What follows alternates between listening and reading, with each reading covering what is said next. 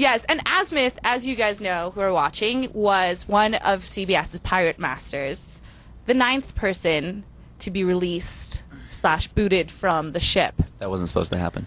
So, okay, let's talk about the show. How did you personally get started in the show? How did you... The show was totally How did you find out random. about it? I got in the back door of the show. It was 4 months into all the processing of different applications, and they were supposed to be down to 42 contestants. I got a call from a friend that was on Survivor, Okay. a dready friend named Courtney Merritt. Was she the one recently on it? No, Like she 2 wasn't. episodes ago. She wasn't Flippa or Flicka. I don't think so. Okay. No, like two or 3 episodes ago, or seasons ago. And so she called up, was trying to get a hold of my business partner's girlfriend because she's a kick-ass girl. They were trying to find more women to try out. Right. They just didn't have the pick they wanted. I showed interest, pirate show, that'd be awesome, but they're not looking for guys. And so I just gave up the idea. And then 5 minutes later, she gives a call back, and she says, hey, you're not a regular guy. Get your butt down there. Go down there and kick some ass. And I got you an interview. So I went down there the next day, tried out, filled out the application. Filled out the application, and they just threw me into the mix and just kept on keeping me in the hotel through interview until I'm meeting with the network execs. Where was And this? This was over in Santa Monica at the DoubleTree, and from there it was like 5 interviews and then 1 interview with all the network executives from CBS and Mark Burnett, who does Survivor and many other shows. So And over how many days was this happening? this was over a 2-week period. That's all of it happened, and it was fantastic. A whirlwind, just getting picked up and picked into this thing that I had no clue was going to happen, I was going to get into, and I wasn't even trying out for. I had no real big desire to get into reality TV, but it was fantastic getting into it.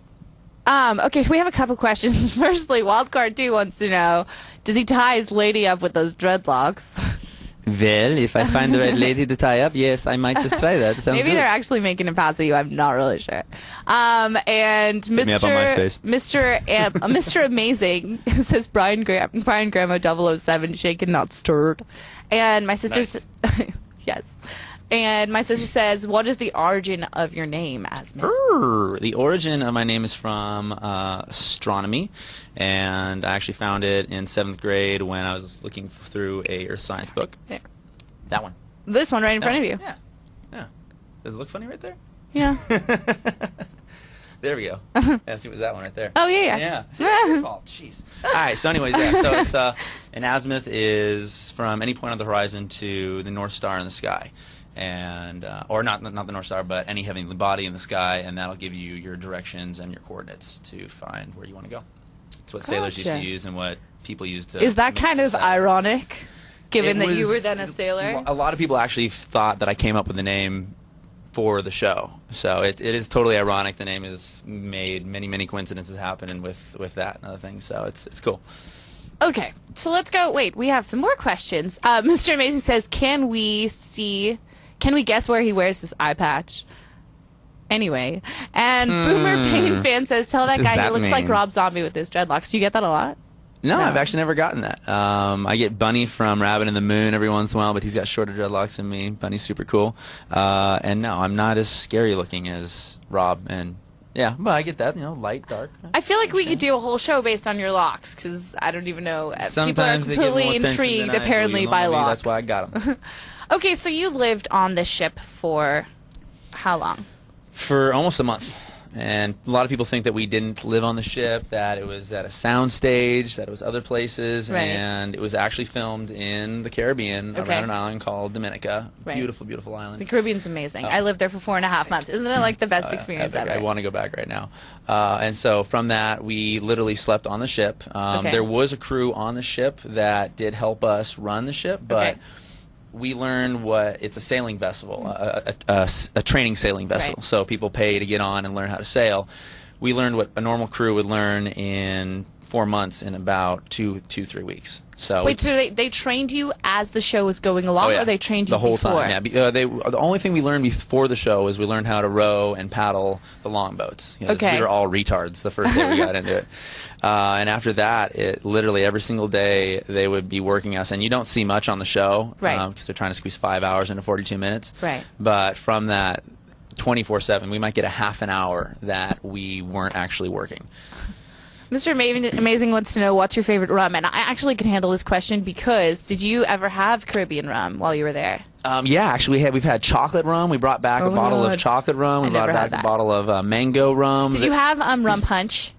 So freaking good. No, I don't think so. But like literally, we would just—it's a bottle and it's solid rum, obviously, but it's like got something mixed into it, and we would just. Oh, so good. Stuff. Or nice. like Cockspur or Mount Gay. I don't know if you ever had that. I don't know why they're so phallic in the Caribbean, but they are. And I also had some green rum over there too. I don't know. Anyway. Okay, so you lived on the ship. Do you think that like the reality situation, do you feel like that you were portrayed as you were on the ship?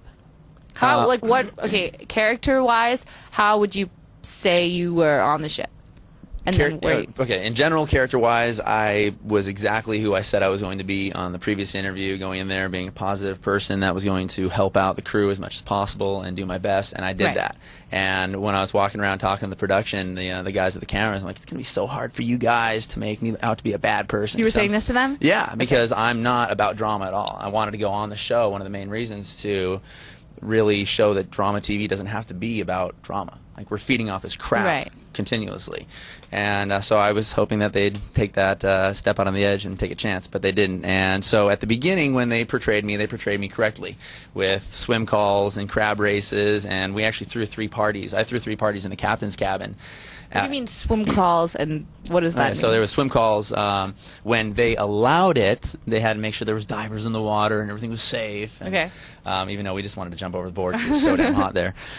So swim calls, and they had this... Oh, like when you just basically go swim in the ocean? Yeah, well, yeah, and the thing is, when we actually had a really good swim call, the ship had, the people on the crew had built a rope swing, and so from the very front of the ship, the bow, we could actually swing about 40 feet out over the side of the ship. I mean, the ocean's so blue over there, and so warm, blue, it was like and bath like, water. oh yeah, it was amazing. Like late night, especially. Do they let you guys do that? They wouldn't let you do it drunk at night. And, Drunk? Oh hell no, that's danger right there. So and they were always worried about us. So anyways, we did that. The crew decided to have some crab races because once I was captain, I didn't want the crew to, because the production was trying to weaken us. They were trying to make us like work too hard, not get enough sleep, and I was like, get your butts down and sleep when you possibly can. Right. So I wanted to. You never knew. Right, because they're trying to make you crankier so that you guys would fight with each other. And I don't want drama. I wanted the audience to actually see pirates having fun, because pirates did have fun, and there wasn't any battles, so we're not trying to cut each other's throats literally. Right. So so from that, we had a lot of fun. We threw a bunch of parties, and sadly enough, they show one party, and what I realized through production and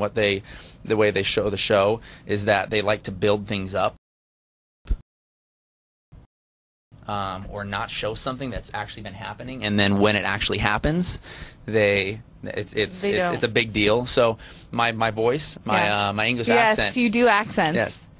So my English accent that actually comes through, and it might sound funny on audio, but Sean the cook. So he's an actor. He's amazing at accents, and a couple other people too. We were always throwing accents around left and right before you actually see me do accents. So in other words, they keep stuff out. They exclude things to make it a big deal at some point. Okay, well, speaking of accents, Brian, it's actually our second video that's cute, but I figure since we're talking about it, we can keep talking about your accents, and whenever Brian's ready, you can let me know. But so you got a lot of flack for having thrown out the accent whole thing. Where does that come from? The accent thing is the fact that I've got accents randomly daily. I'll leave a message for you, and I'll go from a hick straight to some Scottish dude.